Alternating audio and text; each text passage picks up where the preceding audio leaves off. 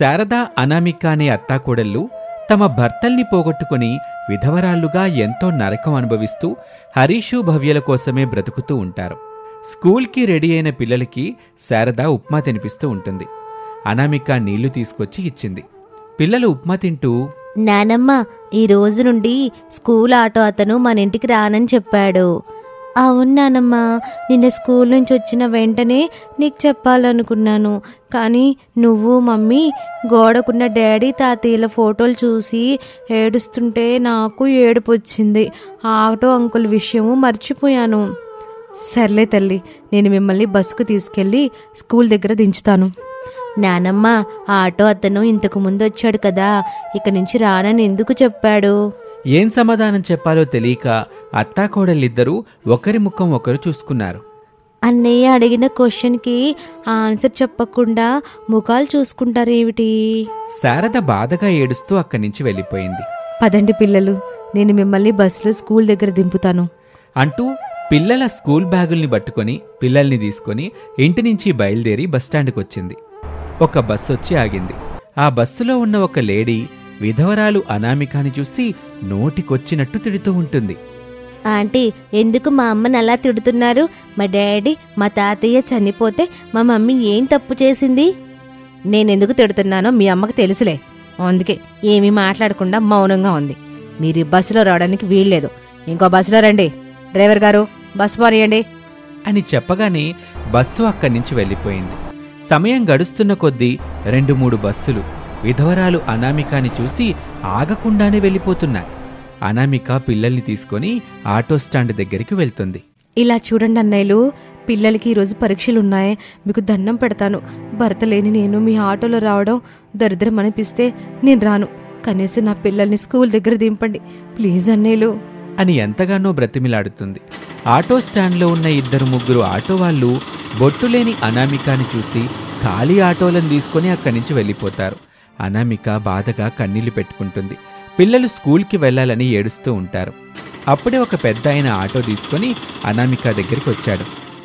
ఎక్కండి తల్లి, నేను మిమ్మల్ని స్కూల్ దగ్గర దించుతానులే. ఎక్కు మమ్మీ, తాతయ్య స్కూల్ దగ్గర దించుతానని చెబుతున్నాడు కదా. హరీషు, భవ్య ఆటోలో కూర్చున్నారు. కూర్చో తల్లి. పిల్లల పక్కనే అనామిక కూడా కూర్చుంది. పెద్దాయన పిల్లల్ని తీసుకుని ఆటోలో స్కూల్ దగ్గరికి వచ్చాడు.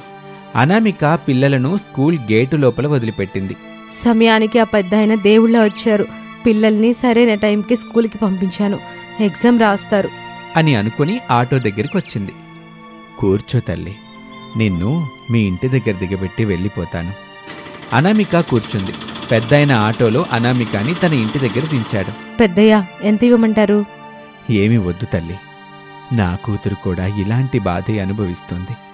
నా ఫోన్ నెంబర్ తీసుకో తల్లి. ఇక నుంచి పిల్లల్ని నేనే స్కూల్ దగ్గర దిగబెడతాను. బాధపడబాకు తల్లి. కష్టాలు, కన్నీళ్లు ఎక్కువ రోజులుండవు. అవి చుట్టాల మాదిరి వస్తుంటాయి, పోతుంటాయి అని ఫోన్ నెంబర్ ఇచ్చి వెళ్ళిపోతాడు. అలా ఆ రోజు గడిచింది. మరుసటి రోజున, అత్తయ్య, కిచెన్లో వంట సరుకులు నిండుకున్నాయి కదా కోళ్ళ? అవునత్తయ్య, నేను కిటే కిరాణా కొట్టుకెళ్ళి తీసుకొస్తాను. నువ్వు వద్దులే అమ్మా, నేనెళ్ళి తీసుకొస్తానులే. మీరొద్దులే అత్తయ్య, నేనే వెళ్ళి తీసుకొస్తాను. ఊరి వాళ్ళనే సూదులాంటి మాటల్ని మీరు తట్టుకోలేరు. అప్పుడు మీకేమైనా నేను నా పిల్లలు రోడ్డును పడతాం అత్తయ్య. బాధపడమా కోళ్ళ, ఊరోళ్ళ మాటలన్నీ ఏం చెయ్యవులే. నాకేం కాదు.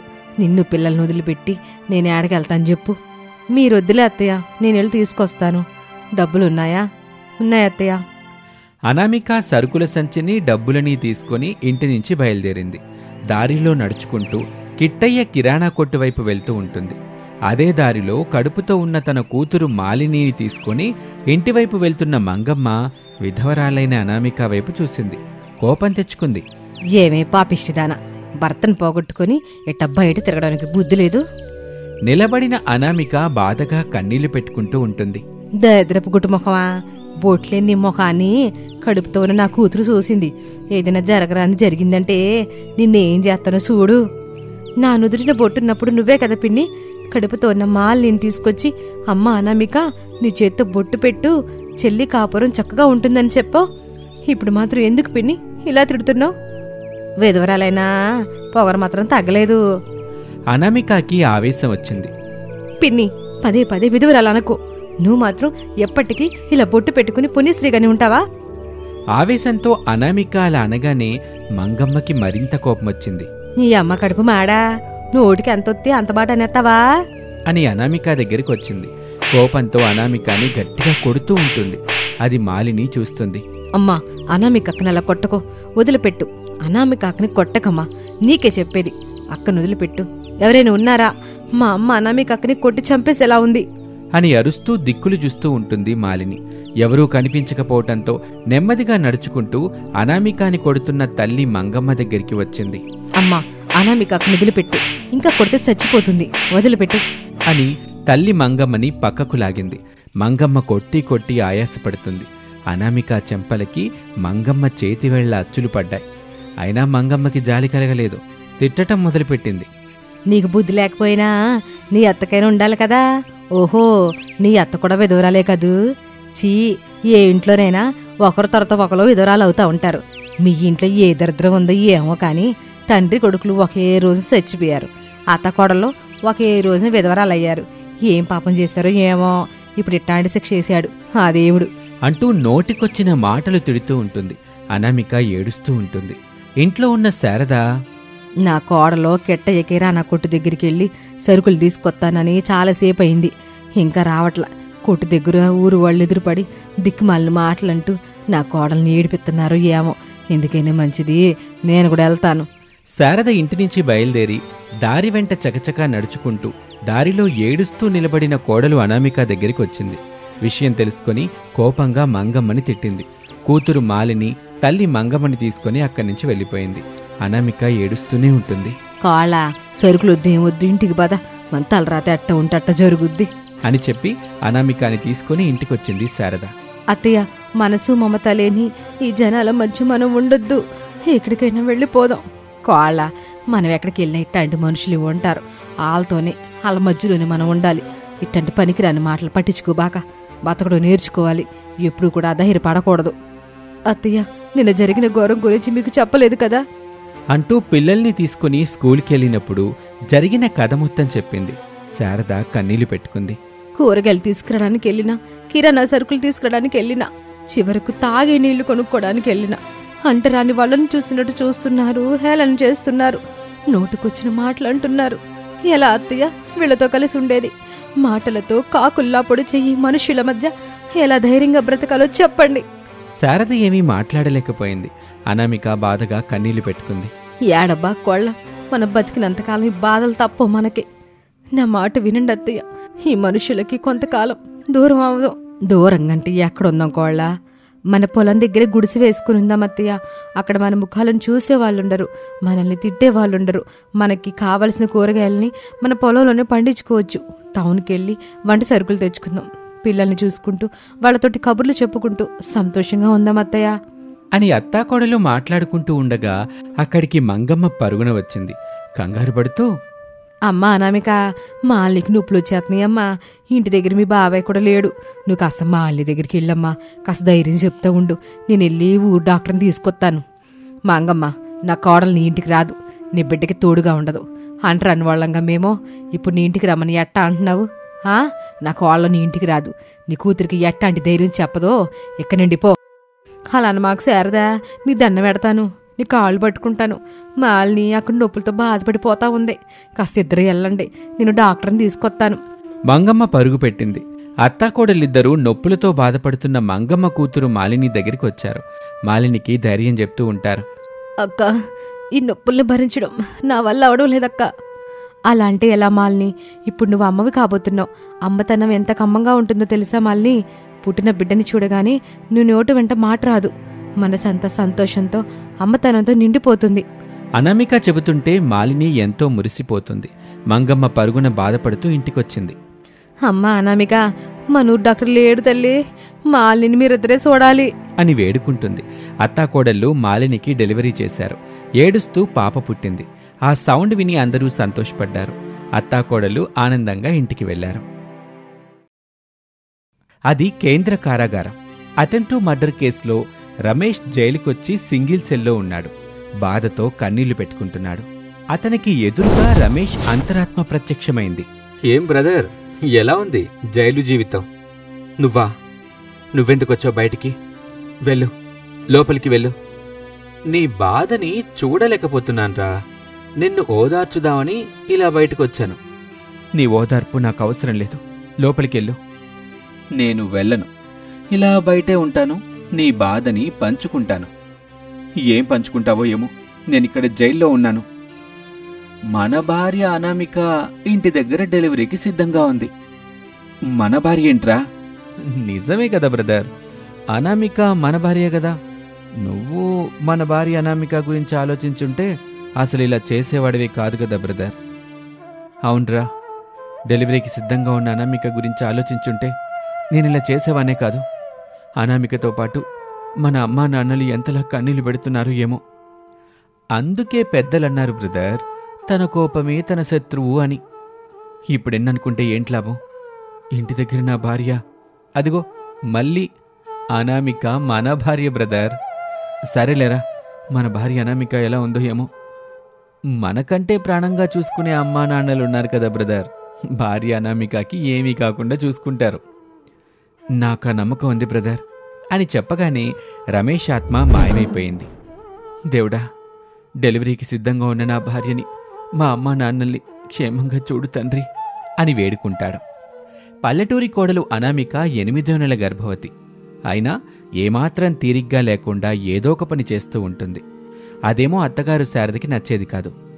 ఏ పని చెయ్యకు అని ఎంత చెప్పినా అనామిక వినిపించుకునేది కాదు. ఒకరోజున అనామిక అడవిలో కట్టెలు కొడుతూ ఉంటుంది. అత్తగారు శారద అడవి వైపు నడుస్తూ ఉండగా దారిలో పార్వతి కలిసింది. ఏం శారదా, కట్టెలు కొడుతున్న కోడల కోసం వెళ్తున్నావా? అవును పార్వతి, ఎక్కడైనా నా కోడలు అనామిక కనిపించిందా? కొంచెం ముందుకెళ్తే కనిపించదు శారదా, ఇల్లు. సర్లే పార్వతి, కోడలు రాకతో నీ ఇంటికి దురదృష్టం పట్టింది కదా శారదా. రమేష్ ఏమో జైల్లో ఉన్నాడు. బెయిల్ కోసం ఉన్న ఎకరం పొలం తక్కువ డబ్బులకి అమ్మేసుకున్నావు. నేను చూస్తుంటే జాలేస్తుంది శారదా. పార్వతి, నా మీద ఇంతవరకు నువ్వు చూపించిన జాలి సాలే గాని నా కోళ్ళు ఎక్కడుందో చెప్పినందుకు చాలా సంతోషం. ఇక ఇంటికి వెళ్ళు, లేదంటే నా దెబ్బతో నీకు పడుతుంది అదో గతి. పార్వతి భయంతో అక్కడి నుంచి చకచకా నడుస్తూ, కొడుకు జైలుకి వెళ్ళినా శారద పొగరు ఏమాత్రం తగ్గలేదు అని అనుకుంటూ వెళ్ళిపోయింది.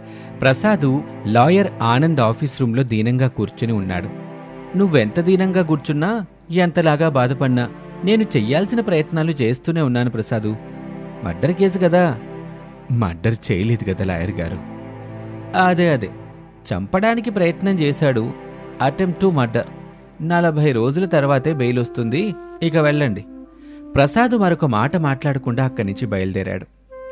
శారద అడవి మొత్తం తిరుగుతూ ఉంటుంది. అనామిక, అనామిక, ఎక్కడ నోకోళ్ళ అంటూ ఎంత పిలిచినా కోడలు అనామిక పలకలేదు. ఎక్కడా కనిపించలేదు. ఇక చేసేదేమీ లేక శారద ఇంటికొచ్చింది. భర్త ప్రసాదు అరుగు మీదున్న కుర్చీలో దిగులుగా కూర్చున్నాడు. వచ్చారా? లాయర్ గారు ఏమన్నారు? అటెంప్ట్ టు మర్డర్ కేసు కదా, 40 రోజుల వరకు బెయిల్ రాదని చెప్పాడు శారద. అయ్యో నా బిడ్డ, ఎంత కష్టం వచ్చింది నీకు. కోడలు ఎక్కడికెళ్ళింది? ఇంటికి తాళం ఉందేంటి? నేనెంత చెప్పినా వినకుండా కోడలు కట్టెల కోసం అడవికి వెళ్ళింది. గంట గడిచిపోయింది, కోడలు రాలేదు. 2 గంటలు గడిచింది, అయినా కోడలు రాలేదు. అడవిలో గనక ఏదైనా జరగరంది జరుగుంటుందని అపనమ్మకంతో నేనే ఇంటికి తాళం వేసి అడవికి వెళ్ళాను. సరే, తాళం తీసి తాగడానికి నీళ్ళు తీసుకొనిరా. అట్టగేనండి, ఇప్పుడే తీసుకొస్తాను అని శారద తాళం తీసుకుని ఇంట్లోకి వెళ్తుంది. ప్రసాదు రమేష్ని తలుచుకుని బాధపడుతూ ఉండగా కోడలు అనామిక నెత్తిన కట్టెలు పెట్టుకుని ఇంటికొచ్చింది. అరుగు మీద కూర్చున్న మామగారు ప్రసాద్ని చూసింది. మావయ్య, ఆయన గురించి లాయర్ ఏమన్నారు? 4 రోజుల్లో వస్తాడని చెప్పాడమ్మా. అంతవరకు నువ్వు జాగ్రత్తగా ఉండాలి తల్లి. శారద నీళ్లు తీసుకొని వచ్చింది. ఎంత చెప్పినా నా మాట వినిపించుకోగా. ఇప్పుడు నీకు 8వ నెల నడుస్తుంది. ఎంత జాగ్రత్తగా అంత మంచిదని డాక్టర్ అమ్మ చెప్పారా? అత్తయ్య, నేను జాగ్రత్తగానే ఉన్నాను కదా, నా గురించి టెన్షన్ పడకండి. నేను బాగున్నాను. ఏ బాగుండడం ఏమో కోళ్ళ. జరగరాంది గనక ఏమైనా జరిగితే జైల్లో ఉన్న నా కొడుక్కి ముఖం ఎలా చూపించాలో చెప్పు. బాధపడాల్సిన పనిలేదు అత్తయ్య. ఆయన నుంచి మీకు ఒక మాట రానిస్తానా? మాట్లాడించాలే. అన్నెత్తునున్న కట్టెల్ని పెరట్లేసిరాపో, ఎల్లు. అక్కడి నుంచి అనామిక వెళ్ళిపోయింది. అలా రోజులు గడుస్తూ ఉంటాయి. అనామికకి 9వ నెల పడింది. అత్తయ్య, జైలుకి వెళ్ళి ఒకసారి ఆయన చూసొద్దామా? ఇప్పుడా? కాదనకండి అత్తయ్య. శారద అనామికాని తీసుకుని రమేష్ని కలవటానికి ములాఖత్కి వెళ్ళింది. జైల్లో ఉన్న రమేష్ కడుపుతో ఉన్న అనామికాని చూసి కన్నీళ్లు పెట్టుకున్నాడు. అనామిక కూడా బాధగా కన్నీళ్లు పెట్టుకుంది. ఇట్ట ఒకరినొకరు చూసుకుంటే ఏడుచుకుంటారని నేను ఇంతవరకు ములాఖాతికి తీసుకురాలేదు కోళ్ళ. అనామిక కన్నీళ్లు తుడుచుకుంది. కాసేపు రమేష్తో ప్రేమగా మాట్లాడింది. రమేష్ కూడా సంతోషపడ్డాడు. 10 నిమిషాల తర్వాత అత్తాకోడలు అక్కడి నుంచి వెళ్ళిపోయారు. వర్షాకాలం మొదలైంది. ఆ ఊళ్ళో వర్షాలు పడుతున్నాయి. మట్టి రోడ్లు కావడంతో ఊరంతా బురదగా మారిపోయింది. గ్రామానికి సమీపంలోని హాస్పిటల్ కంటే పట్టణ హాస్పిటల్లోనే మెరుగైన వైద్యం అందుతుంది. కానీ అక్కడికి వెళ్లాలంటే కనీసం 15 కిలోమీటర్ల దూరం బస్సు రోడ్డు దాటి వెళ్ళాలి. ఒక రాత్రి నిశ్శబ్దాన్ని చీల్చుతూ మెరుపులు మెరుస్తూ వాన కురుస్తుంది. అలా అర్ధరాత్రి అనామికకి నొప్పులు మొదలయ్యాయి. శారదా ప్రసాదులు ఆందోళనకు గురయ్యారు. అత్తయ్య, భరించలేకపోతున్నాను, నన్ను హాస్పిటల్కి తీసుకెళ్ళండి అంటూ అనామిక చెబుతూ ఉంటుంది. ప్రసాద్ వర్షంలో తడుస్తూ ఇంట్లో నుంచి బయలుదేరాడు. నొప్పులతో బాధపడుతున్న అనామికాని శారద ఓదార్చుతూ ఉంటుంది. ప్రసాద్ రంగయ్యని తీసుకొనొచ్చాడు. శారద, మనం కోడల్ని ఎడ్లబండ్లు ఎక్కించుకుని హాస్పిటల్కి తీసుకెళ్ళాలి అని ఇద్దరూ మాట్లాడుకొని అనామిక అతి కష్టం మీద ఎడ్లబండిలో పడుకోబెట్టారు. వర్షం ముఖం మీద పడకుండా శారద గొడుగు పట్టుకుని కూర్చుంది. రంగయ్య, ప్రసాదులు ఎడ్లబండిని పట్టుకుని లాగుతూ ఉంటారు. అలా సమయం గడుస్తూ ఉంటుంది. చివరికి 1 గంట సేపు ప్రయాణం చేసిన తర్వాత పట్నంలోని హాస్పిటల్కు చేరుకున్నారు. డాక్టర్లు వెంటనే స్పందించారు. అనామిక నొప్పులు పడుతూ 1 గంటలోనే ఒక పాపను ప్రసవించింది. శారదా ప్రసాదులు ఇద్దరూ ఆనందంతో కన్నీళ్లు పెట్టుకున్నారు. మరుసటి రోజున రమేష్ జైలు నుంచి ఫోన్ చేశాడు. నీకు ఆడపిల్ల పుట్టింది బాబు. చాలా సంతోషంగా ఉంది నాన్న. నేను లేననే బాధ తప్ప. మనం దేవుడు చేసిన బొమ్మలం బాబు. ఆయన ఆడించినట్టు మనం ఆడాలి తప్ప మనకు నచ్చినట్టుగా ఆడడం అనేది ఉండదుగా. అవునాన్న, రాత్రి నుంచి ఫుల్గా వర్షం ఉంది కదా, మరి అనామికను హాస్పిటల్కి ఎలా తీసుకెళ్లారు? వర్షంలో నేను మీ అమ్మ పూర్తిగా తడిసిపోయి కోడల్ని కాపాడుకున్నాం, మనవరాల్ని దక్కించుకున్నావురా. సరేనన్నా, నేను మాట్లాడే సమయం అయిపోయింది. మీరు జాగ్రత్తగా ఉండండి. పాప అనామికని జాగ్రత్తగా చూసుకోండి. నువ్వంతగా చెప్పాలా బాబు? కోడల గురించి, మనవరాల గురించి నువ్వేమీ బాధపడబాకు. మేమున్నాం కదా. నాన్నా, మళ్ళీ నేను రేపు చేస్తాను. అనామికకి ఇవ్వు రేపు. సరే బాబు.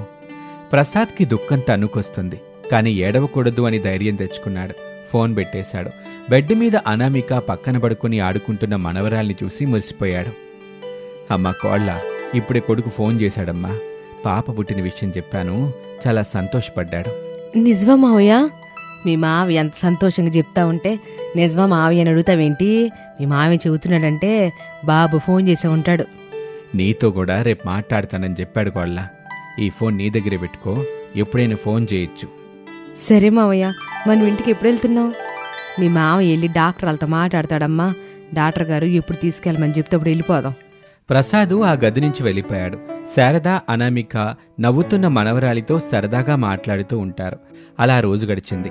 మరుసటి రోజున అనామికని మనవరాల్ని తీసుకుని శారద వాళ్ళు ఇంటికొచ్చారు. రమేష్ ఫోన్ చేశాడు. అనామిక బాధగా కన్నీళ్లు పెట్టుకుని ఏడుస్తున్న పాప దగ్గర ఫోన్ పెట్టింది. పాప ఏడుపు విని రమేష్ బాధగా కన్నీళ్లు పెట్టుకుంటాడు. అలా రోజులు గడుస్తూ ఉంటాయి.